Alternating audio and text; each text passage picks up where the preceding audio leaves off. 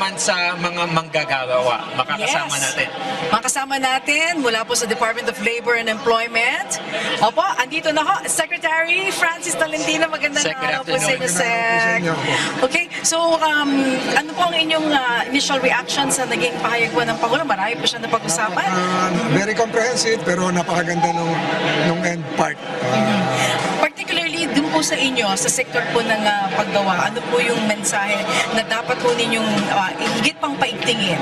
Siguro po yung pagbibigay ng karagdagang social security benefits sa ating mga manggagawa, yun po tamang-tama lang kasi informal at saka formal sector, dapat magsanib po yung dalawang sektor na yun sa pamamagitan ng umbrella ng mga social security benefits, SSS, PhilHealth, Pag-ibig na niliwanag ng Pangulo. Pero yung last part ay malapit po sa puso ko kasi ako po yung author ng Philippine Maritime Zones Law. Kaya po yung ending po, ramdam ko po yun, lalong-lalo na yung portion na kailangan ialisin muna natin yung ating hidwaan, lalong-lalo na kailangan ng pagkakaisa ng bansa, lalong-lalo na doon sa tinutukoy niya na hindi tayo pasisiin.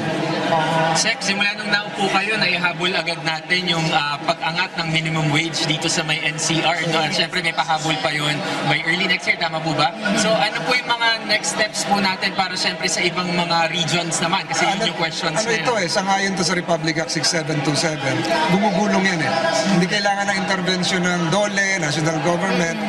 Yung tripartite board talagang kumikilos yan, may anniversary dates at yun ay sila yung nagde-decide. In other words, hindi po ni-legislate po ito. Talagang parang meron po siyang time period.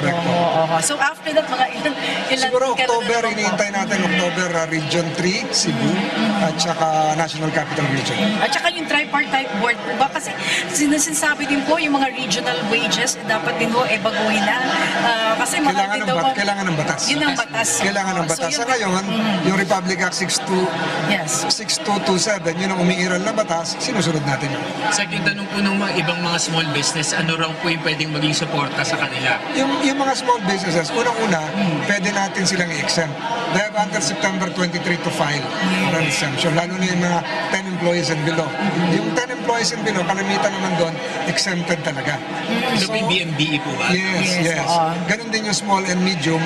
So, ang ginagawa natin dyan, may mga programa ang DOLE, binibigyan sila ng, meron kaming automatic support mechanism, lalong-lalo na yung kinukulang ng kapital, binibigyan namin to automate, bumili ng mga computer, etc.